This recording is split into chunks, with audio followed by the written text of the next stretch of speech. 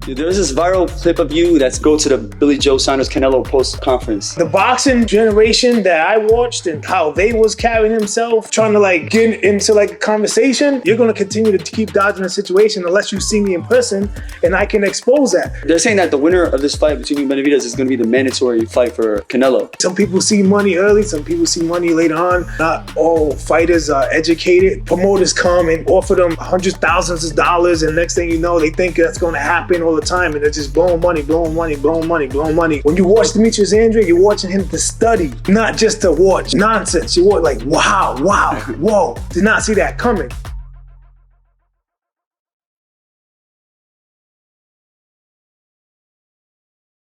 Hey, what is up, guys? It is me, Slim, and today I have a very special guest. He's a 2-division world champion, and he's about to have the biggest fight of his career. We got Demetrius Boo Boo Andrade. What's happening, bro? What's up, Slim? Yeah, things cool, man. The most avoided man in boxing right here, literally. How you feel like finally having the opportunity to really showcase your skills on the grand stage? Nah, man, it's gonna feel good to be able to, give the people what they've been missing, a pure, skillful boxer that can tangle with the best of them. For me, it's about time, I've been avoided for a very long time in 2 divisions, 154 pounds and 160 pounds. And it took somebody like David Benevidez to grab his cojones and now we're here getting ready to tangle. I was watching the Showtime video that came out, and one thing he said that made my respect for you even go even crazier. Like once he reached out to you with the contract, you were down for the fight right away. A lot of fighters always try to complain about percentages and stuff. Like you were down to fight right away, so that's what made my respect go to a higher level. So how do you mentally prepare yourself for a fight of this magnitude? Just knowing that I have the ability, I have the IQ.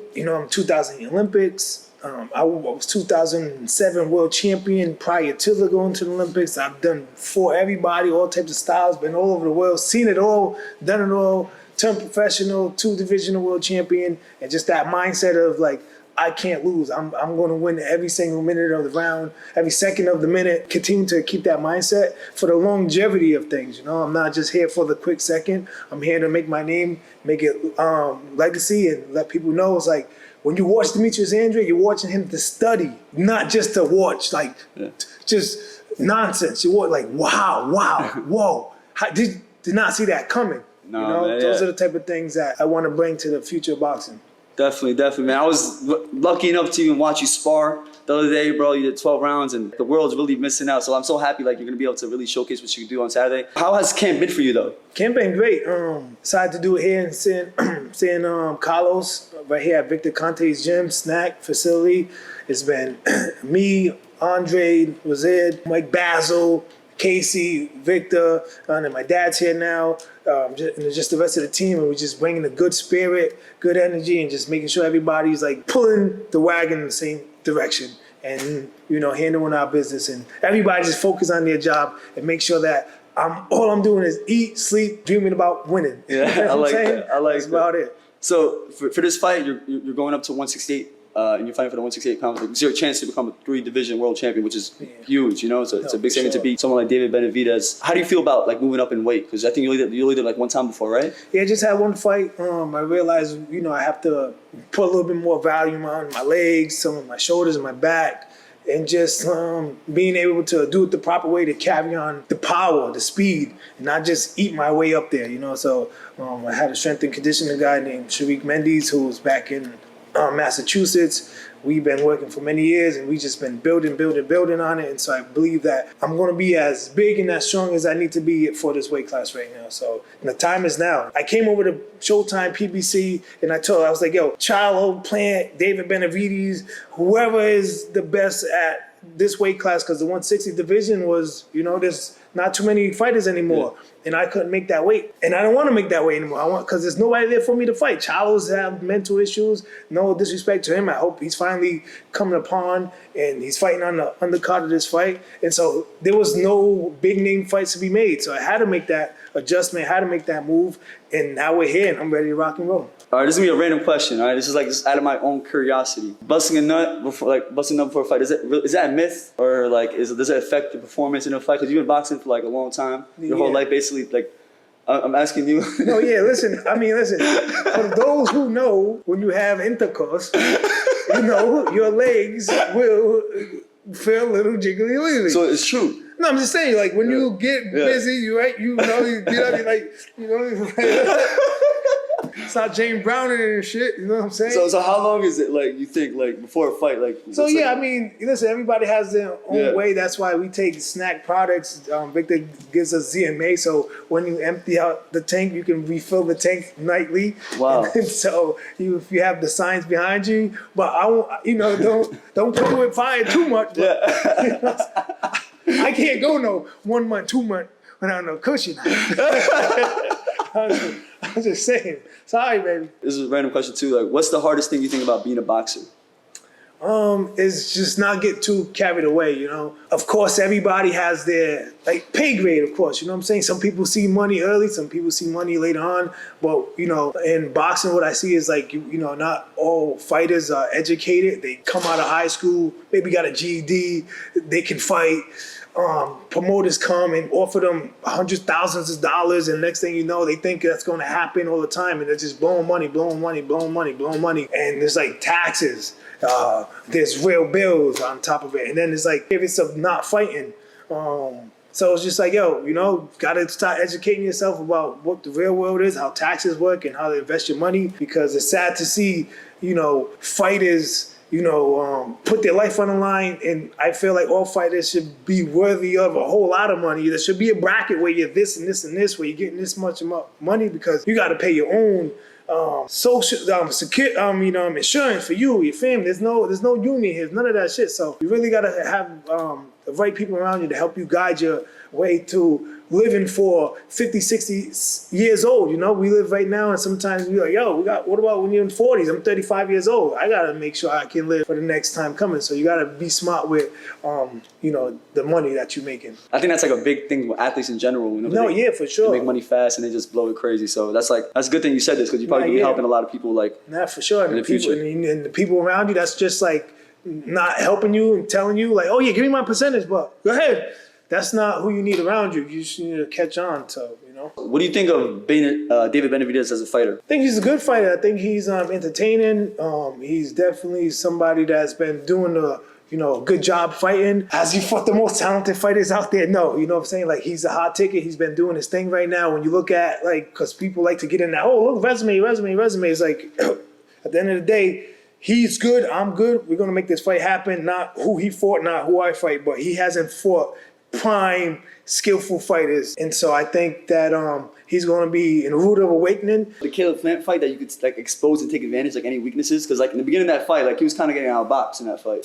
Yeah, I mean, clearly he's the better boxer will always win a fight. Yeah. You know what I'm saying? When you get and you got the two heavyweights, you got for example, Tyson Fury versus Deontay Wilder. The better boxer beats the puncher all the time. You know what I'm saying? You got Holyfield versus Tyson. The better boxer will beat the puncher all the time. So it's just the skills pay the bill, and that's just the truth. Not saying that the puncher can't ever win, but majority of the time, the boxer always beats the puncher. And Ngannou and Fury.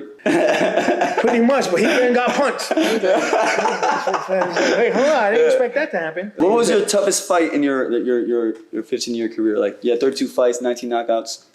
What was your hardest fight? I mean, do you have a hardest fight? Yeah, I had a hard fights because situations, weight. You know what I'm saying? Feeling cramped, fighting with injuries. You know what I'm saying? Those make fights hard for me sometimes. You know what I'm saying? I've been fighting since I was 6 years old, so I do have wear and tear in my body. Yeah. Sometimes it affects me more than in other fights than it do in this fight. And so, yeah, man, sometimes fights get hard because of wear and tear.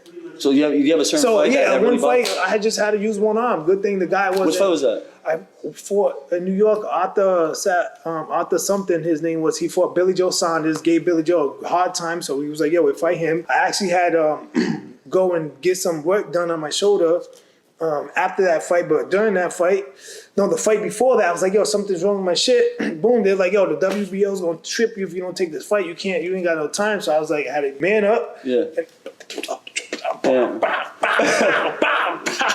He was like, go on your left. I was like, no. Oh, so it was your left shoulder? Yeah, it was at that time. Yeah. Yep. Damn. And then it kind of got hurt again when I was supposed to fight some guy in England, but that shit didn't work out. But at the end of the day, like I said, man, we're gonna fight through. You know. Yeah, there's this viral clip of you that's been like it surfaces the boxing world all the time. I always see it random whenever like I'm like on social media and stuff. It's the clip where you go to the Billy Joe Saunders Canelo post conference. Like, oh yeah, that clip yeah. Can you explain like what happened there exactly? No, I mean, listen, the boxing generation that I watched and like how they was carrying himself, it was like, yo, I'm falling up on you. If you not trying to like social media wise, like trying to like get into like a conversation, then we need to fall upon you. Like, yo, what the fuck how you dodging the situation? Why are you dodging the situation? So I have to fall upon you because you're gonna continue to keep dodging the situation unless you see me in person and I can expose that. So yo, Canelo, I fit 154. I got stripped because I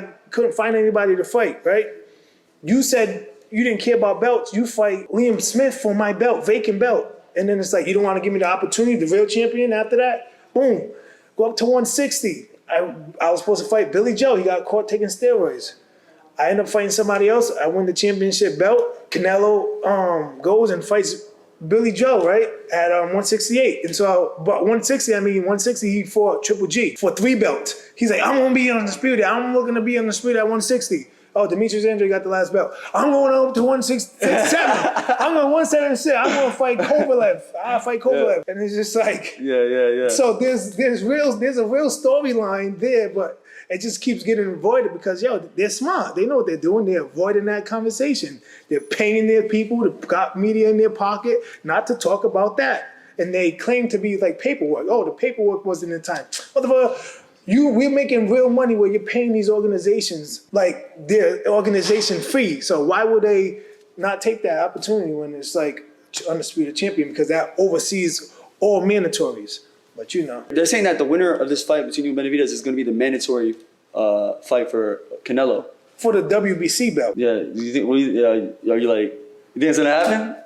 I just told you 154, 160, now 168. So of course, it's the cherry on the cake when it comes down to it, if I can get the opportunity. But and the fans and everybody's going to push because the subject is David and Canelo. Why? Because, okay, David's hot. He's been more active than me. He's been doing his thing. I've been over here in this network. I've been to that network. He's been here with Showtime the whole time. So I can see why they put what. The monkey wrench is on its way, so it's once that's over, it's like the pressure is only to say, "Oh wait, hold on, it's me again, baby."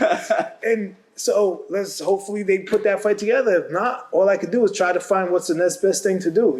Canelo he has the luxury to do whatever the fuck he wants to do. I would love to see that, man. I love to see that. I would love to see Boo Boo versus Canelo, honestly. Yeah, for sure. That'd be dope. Who's your favorite active boxer right now?